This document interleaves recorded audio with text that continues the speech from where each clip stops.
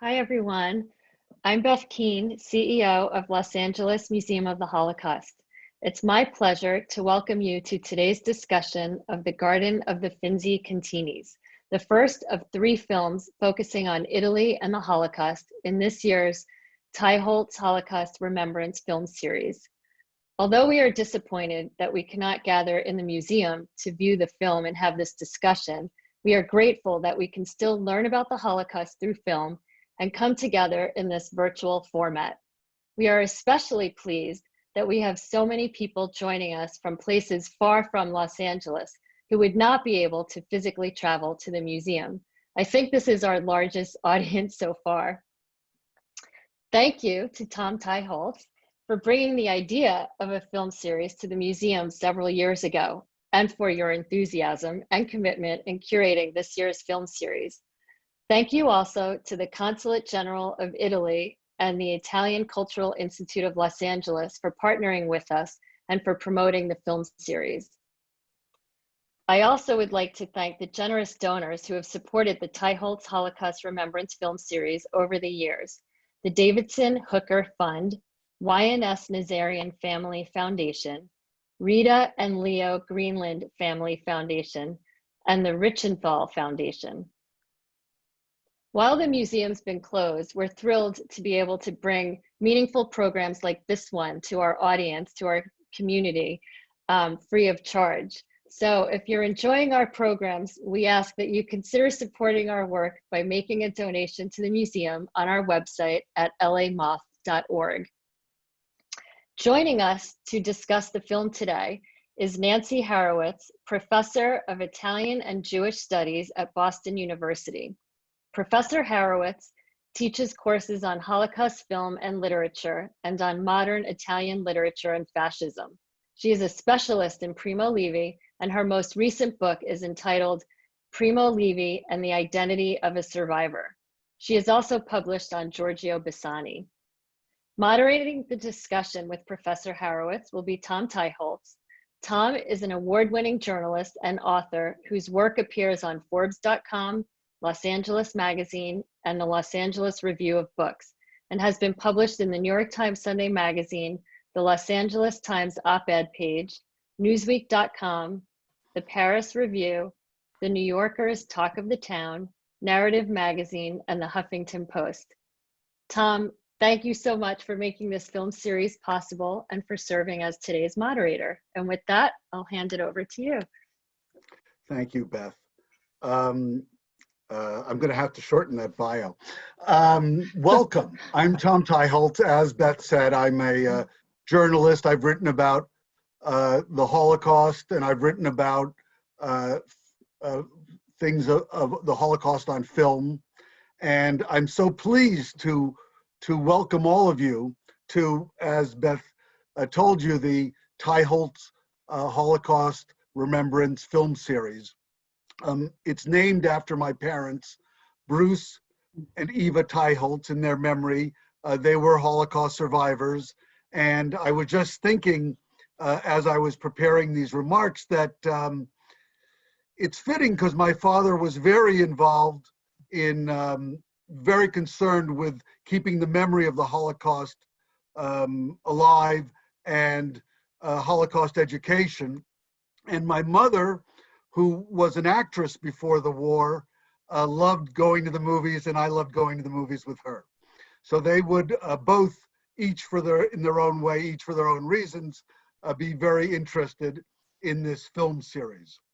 But really, the impetus for this film series is that Los Angeles is the world capital of film. So where else but Los Angeles to have a film series about the Holocaust on film? And if you're going to have it in Los Angeles, who better to host it than the Los Angeles Museum of the Holocaust? This is our 4th year of this film series. Each year, during 1 month, every Thursday, we show a film and have a panel discussion. The first year, we did Hollywood Takes on the Holocaust. Our second year, the theme was the resistance on film. Last year's program was the Holocaust in France. And this year, our theme is the Holocaust in Italy, for which we are grateful to the Istituto Italiana di Cultura, the Italian government cultural office in Los Angeles, for being our co-sponsors. What's really great is that each year when we show these films, we may have as many as 50 people. But today, we have more than 350 people signed up for this panel and to see this screening. So that's really amazing. And I think going forward, there's no question we will continue to make this virtual. And I'm so pleased that interested people and our friends can see this from all over the world in their homes, at their leisure,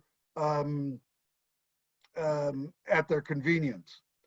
I want to particularly thank Arthur Cohn and his family for helping us to screen The Garden of the Finzi-Continis. It's not available on streaming, and so we were really lucky to get his cooperation in doing so. I apologize that it's only available in a dubbed English or Italian original version.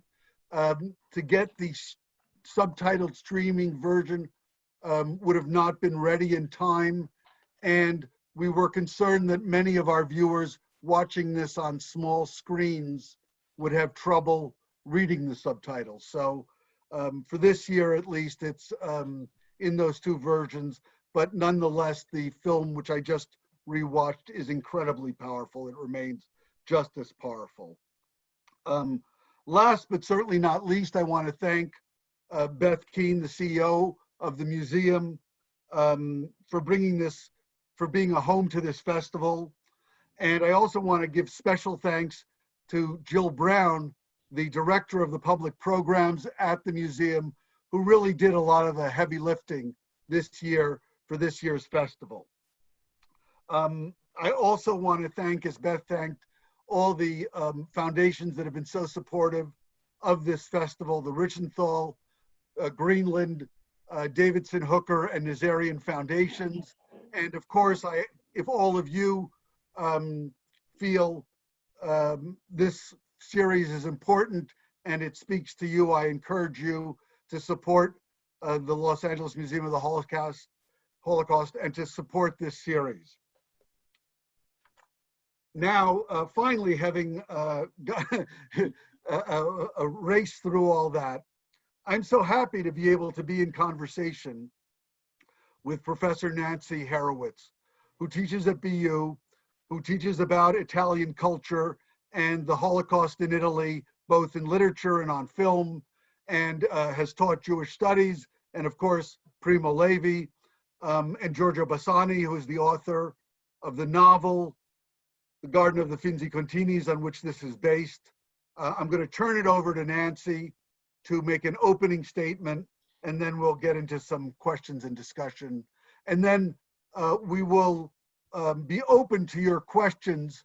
I will say that this is the first time we're doing this virtually and online, so I apologize for any ineptitude on our part, but we will certainly do our best. Nancy, please. Thank you, and thank you to the organizers, to Jill Brown and to Tom Teicholz for organizing this event. I'm very happy to be here today. I'm also happy there are so many participants to see this amazing film that still really does have a lot to say even after all these years. And I want to start by talking a little bit about Giorgio Bassani, just to give you a little more context in which to understand the film. Giorgio Bassani was born in 1916, which means about, 6 years before the fascists came into power in 1922. In 1938 to 1939, Italy enacted the infamous racial laws, which took away the civil rights of Italian Jews, which meant that Italian Jews were no longer allowed to employ very many people. They were not allowed to employ non-Jews in their homes, which is something we saw in the film. But even more catastrophically, they were not allowed to go to public schools. So Jewish children were expelled from grade schools, high schools, universities, if they were not already enrolled. Bassani managed to sneak through. He was already just about at the end of his studies when this happened, so he was able to get his degree in literature. He then became an anti-fascist activist, was arrested in May of 1943 and released in July of 1943, which was very fortuitous for him because the Germans, after all, did invade Italy as a hostile force in September of 1943, and they began deporting Italian Jews. So Bassani went into hiding in Florence under pseudonyms for the duration of the war. He then moved to Rome permanently. He never lived again in Ferrara.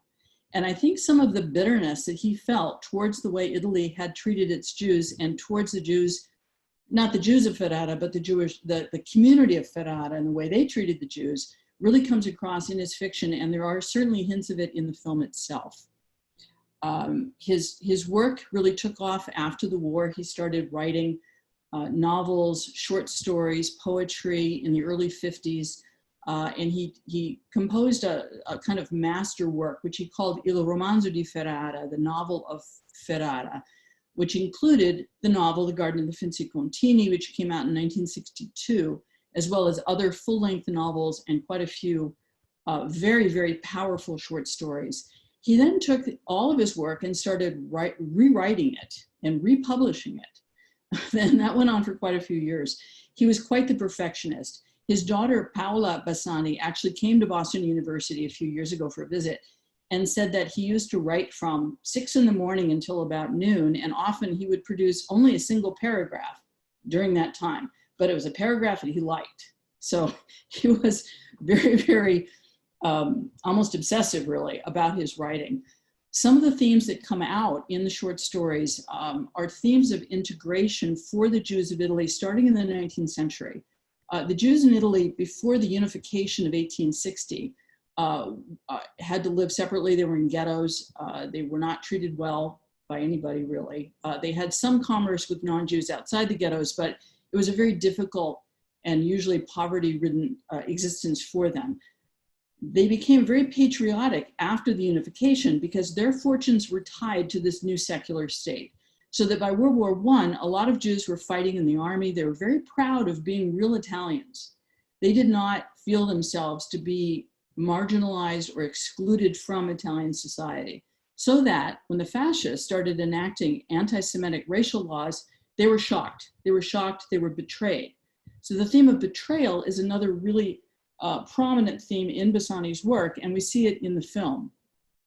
In the film, it's also expressed through Giorgio's attraction to Nicole and her rejection of him, but it comes out in other ways as well. The way he's kicked out of the tennis club, the way he's kicked out of the library, you see that he's very angry at the city and doesn't really accept the excuses that people are giving, such as, well, I want to keep my job, so I have to do what they say, and this sort of thing. He rejects those attitudes.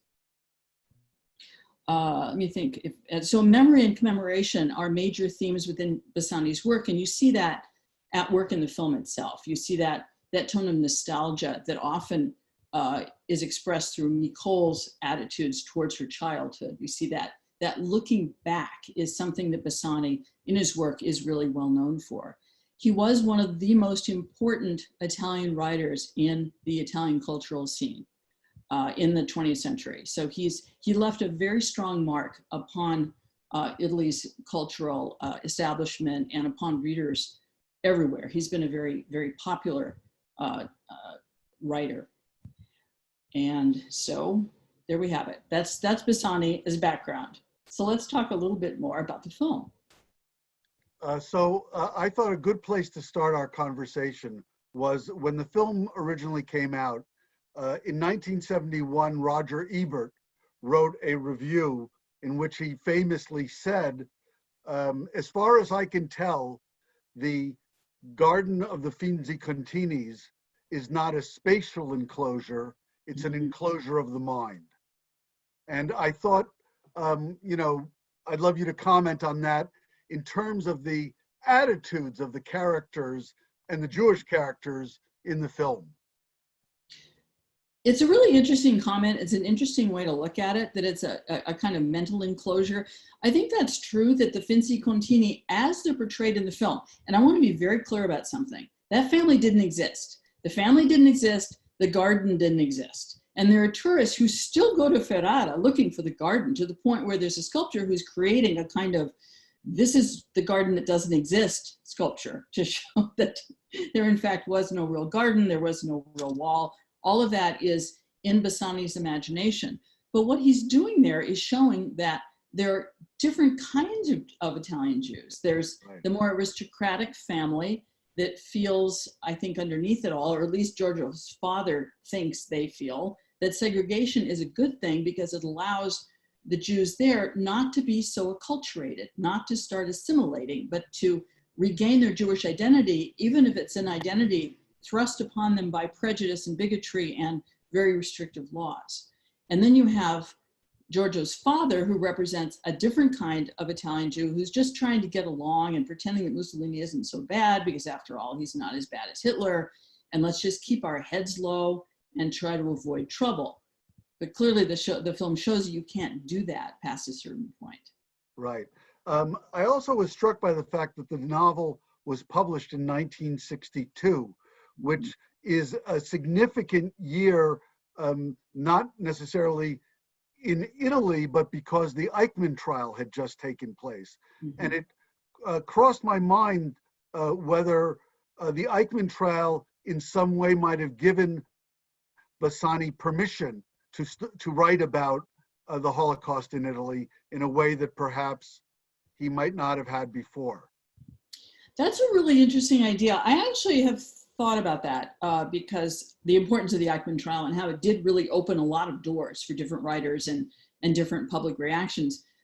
Bassani was already talking about the Holocaust in Italy by the mid-1950s. He wrote a story called A Plaque on Via Mazzini, which if you haven't read it is really stupendous, about a Holocaust survivor who's deported along with a lot of other Italian Jews, but he makes it home and he has starvation edema. He's swollen from the starvation. And so people don't really believe he's a survivor. They give him a very hard time. Nobody wants to hear his story. And his name had been put on the commemoration plaque by the synagogue before he got back. And he spends a lot of time trying to get them to take it down because he's alive. Only they don't want to hear it. They don't want to see him. They don't want to hear his stories. They want to pretend that the former, except are they former, fascists of Ferrara really weren't so bad and we could just ignore this and it'll all go away. Let's build a new dance hall. So that story of Bassani's is really bitter about what it was like in Italy during the racial laws and the deportation periods and afterwards too. So he was actually really courageous in a lot of the things he brought up. Having said that, I still think your point is well taken, and that the publication of The Garden of Finzi-Continis in '62 allowed it a larger readership than it might have gotten otherwise, that because people were more interested because of the Eichmann trial. Yeah. Let's talk about the novel and how different it is from the movie. And I'm going to ask you to tell the anecdote of the director, Vittorio De Sica, and Bassani getting into a fight on the set of the film. Yeah, so Bassani was supposed to be the screenwriter, but there's even more story than that. I did a little more research today and discovered that the first director had been fired and then De Sica hired to take his place. Oh. De Sica, yeah, so it's quite the soap opera, really, what happened with the filming of this. De Sica at that time, his reputation had been made during neorealism. He shot some absolutely beautiful films in late 40s, early 50s, but he had started doing films that were not quite as, how can I put this, aesthetically solid as some of his earlier films. Bad comedies. He was doing bad comedies right before. Thank you. Yes. Yeah. So the choice of De Sica was an interesting one. I haven't been able to find out why he was chosen. And some of the reviews of the film at the time are really bad. I was a little surprised. Vincent Canby writes one that in the New York Times, it's really not very nice at all. And there are a couple of other reviews like that said, why was he chosen as a director? The shots are too sentimental. He's using the long shot too much. It's too lightweight. Although I don't really see that. But at the time, that was a reaction to De Sica being the director. So Bassani quit as the screenwriter because he was outraged at the new ending that was put on the film. The ending of Giorgio coming back late at night and seeing Nicole and Malnati together in that little Huta building is completely made up. It's not in the novel at all. In the novel, he is going out with Malnati at night, and he finally just pieces it together that Nicole's not, she does reject him, definitely, that happens. That he finally figures out that she must be involved with Malnati because she sees his bicycle by the wall. He sees his bicycle by the wall. So he figures out, he doesn't peek in on them. There's none of the voyeurism. None of that is there. And that whole ending, which is so beautiful and so poignant, of the Jews of Ferrara being taken to the school, the elementary school, and then held for deportation, probably to Fossoli, the internment camp in northern Italy. And that beautiful rendition of the El Male Ramamin, which is a hymn to try to get souls some peace after their death. I mean, it's all very, very beautiful. It's not in the novel. It's just not there at all. The novel ends on a note of ambiguity about whether or not Nicole and Malnati are together.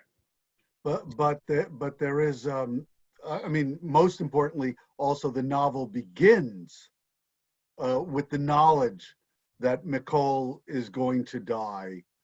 Yes. And so that's a big difference too. But I did want to point out one interesting thing about De Sica, which struck me when I watched it this time, which is, as you just said, and as we were just saying, his career had been in a slump before this movie. And if you recall, I mean, De Sica, his most famous movie is of course The Bicycle Thief, which is a beautiful movie. Well, what is the opening shot of this movie but all the characters on bicycles riding? Right. And I think in some way he was saying, I'm back.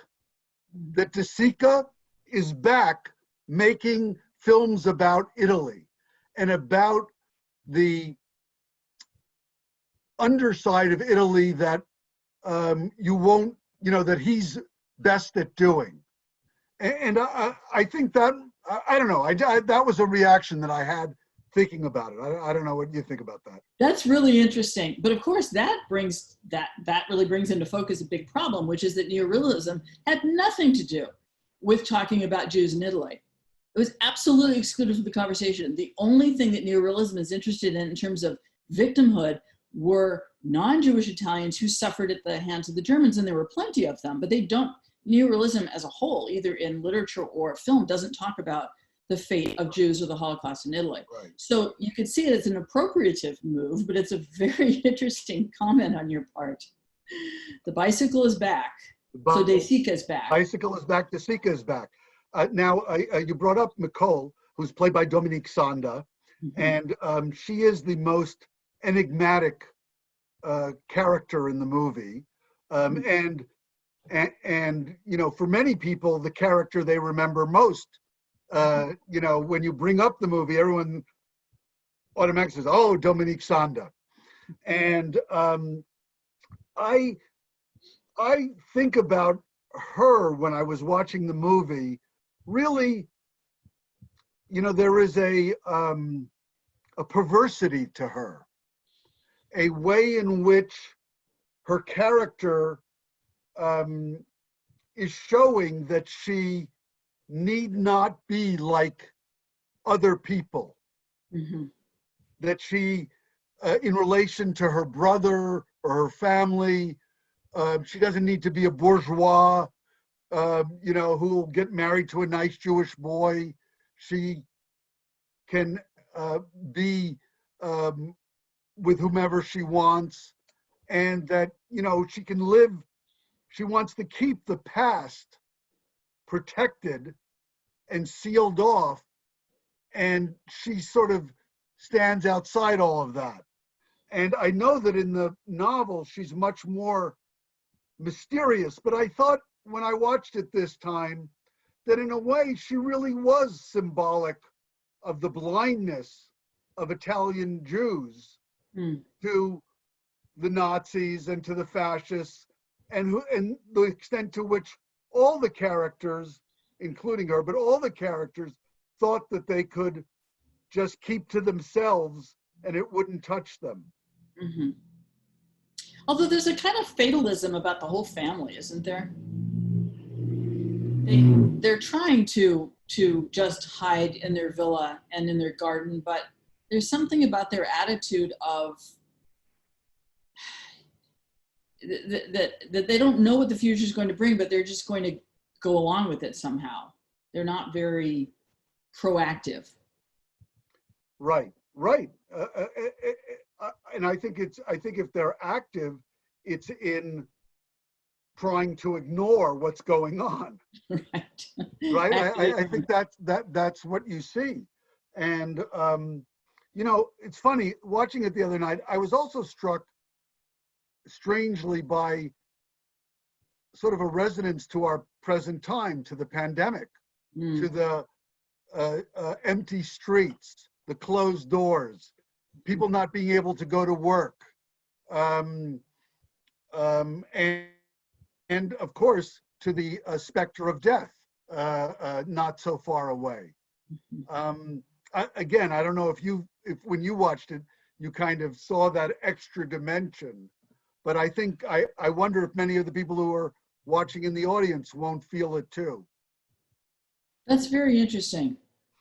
That sense of tension, certainly, especially when Giorgio is off at the carnival or whatever it is, the hostility he feels around him, the hostility in the movie theater when he speaks out, which was a little dangerous thing to do.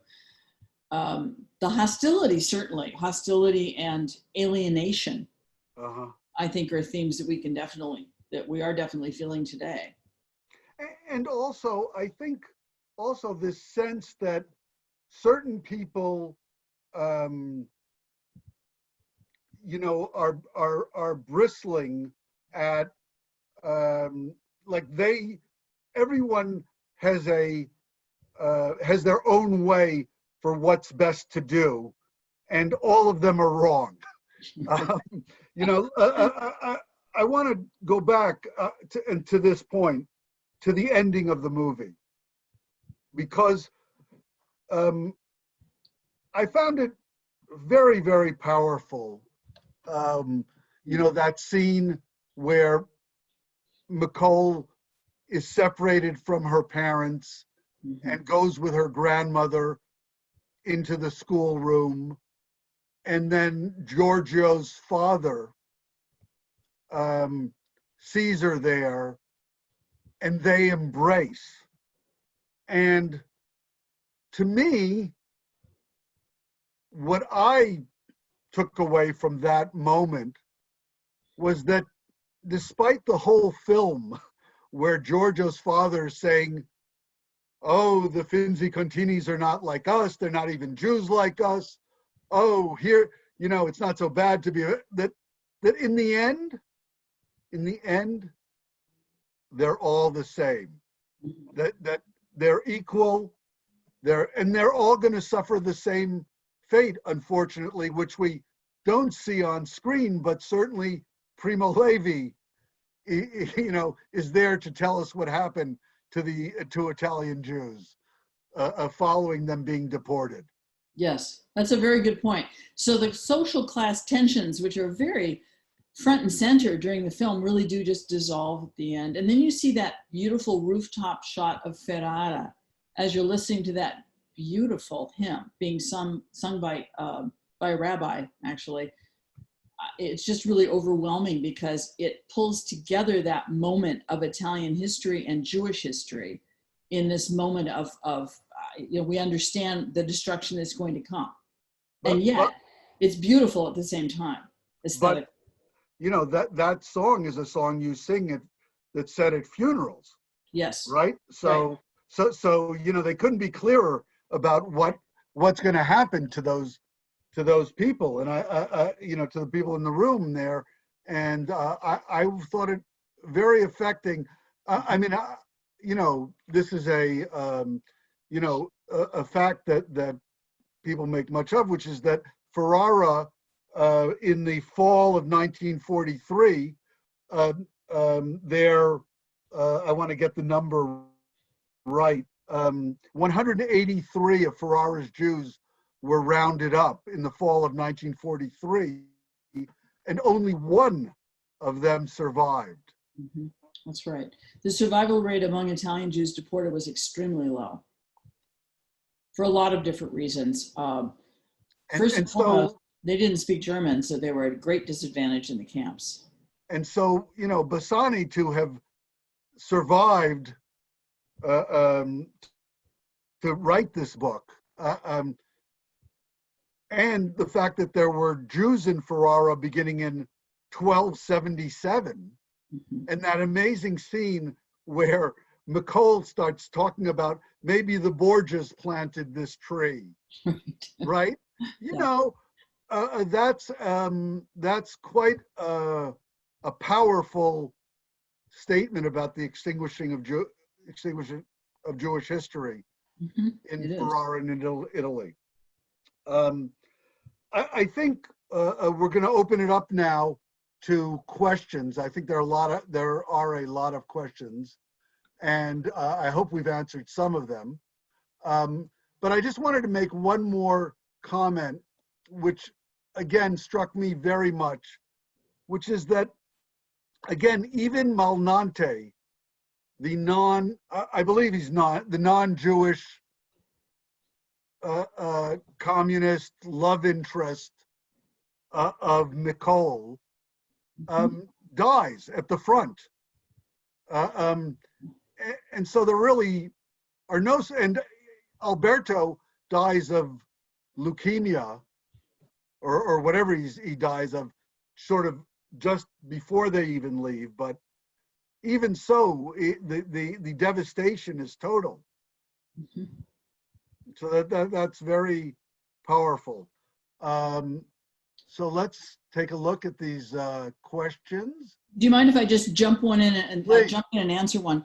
Martha Hotman asks why Bassani wrote the story as a novel rather than a memoir. It's not really autobiographical, this novel. It is a novel that the film is taken from.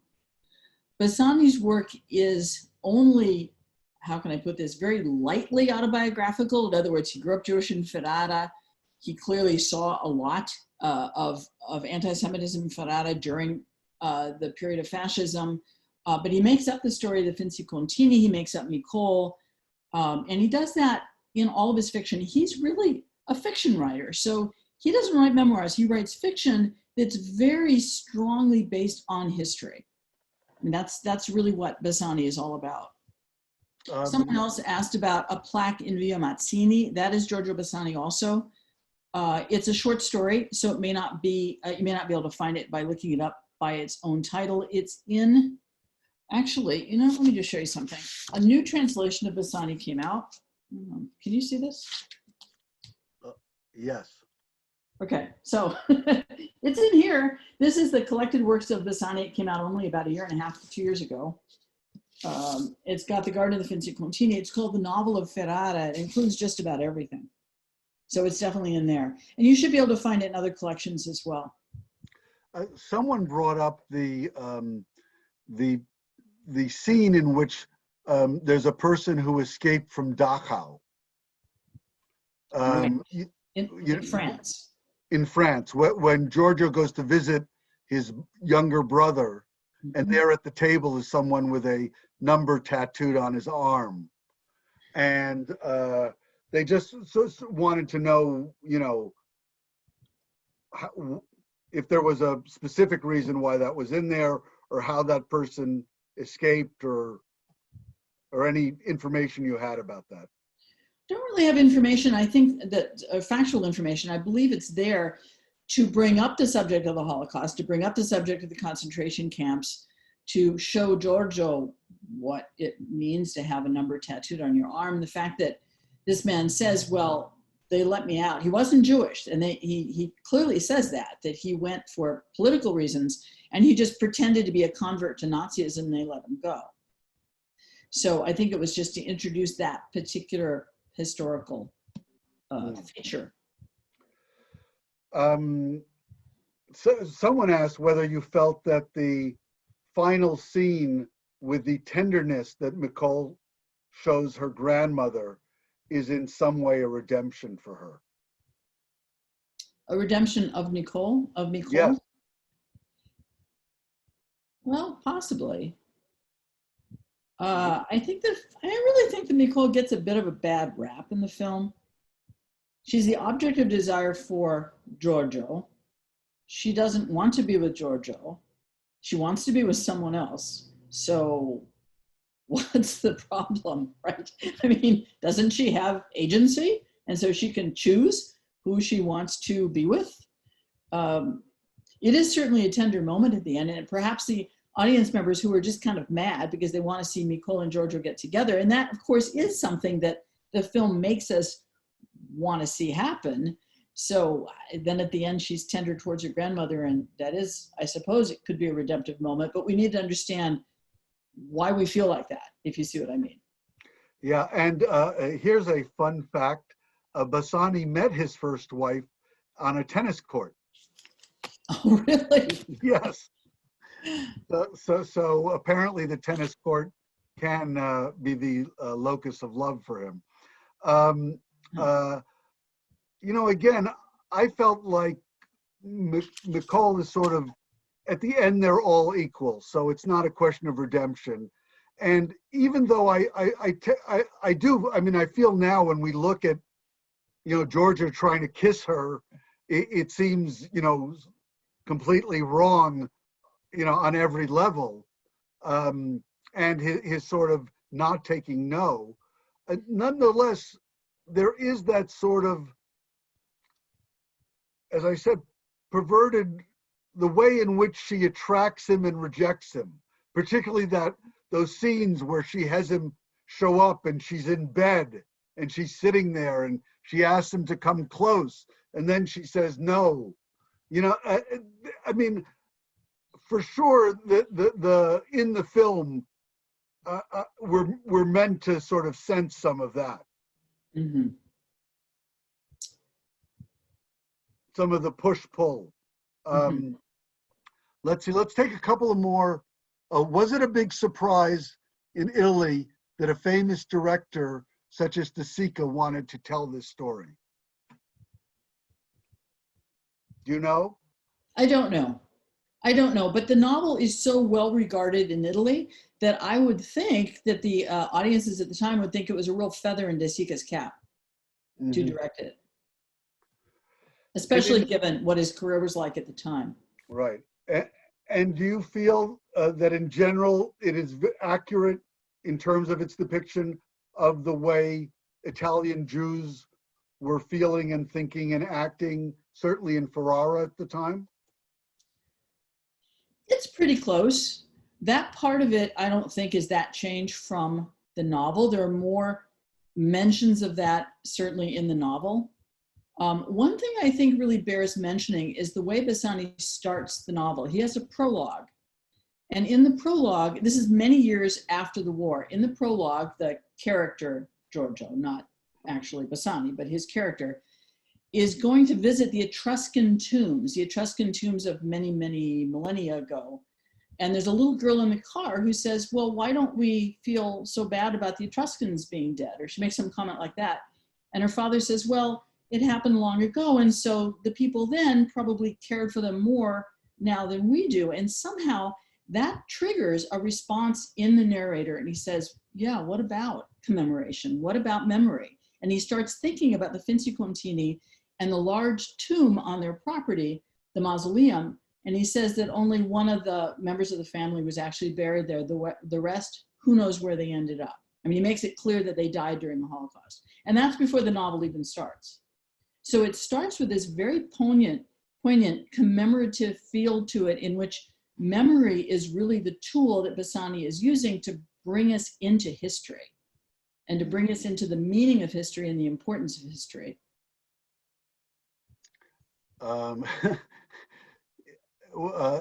There's a question, what is the symbolism of the dog? Well, it seems kind of thinly veiled, doesn't it? That dog always kind of shows up when Nicole has a male collar.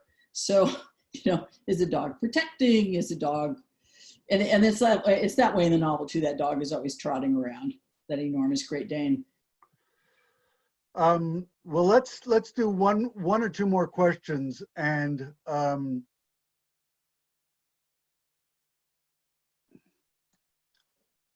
let's see. Sorry, I'm just trying to scroll here.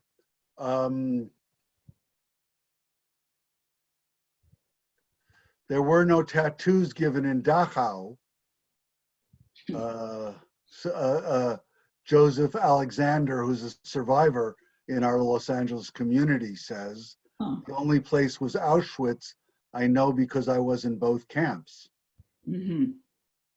Well, I think the point in the film was to make sure we know about the camps, the tattooing, the survivors, the inmates, and what happened there. I mean, it's a kind of... Yes. And I guess as a final comment, I think that even watching the film today, it's amazing how it is in of itself an act of memory, that it really does sort of make us think about all this and bring it all to heart. I'd love to hear your sort of concluding thoughts on the film and its sort of lasting impact. Well, I have to warn you, I'm going to jump into the whole topic of films about the Holocaust because that's what I teach. One thing that always comes up is the relationship between what's represented on the screen and the actual history. And a conclusion that my students often come to is that it's very important to affect the viewer in some way, so that feature film has a real role to play because it pulls us in emotionally. And this film is no different. It really pulls us in emotionally at the end.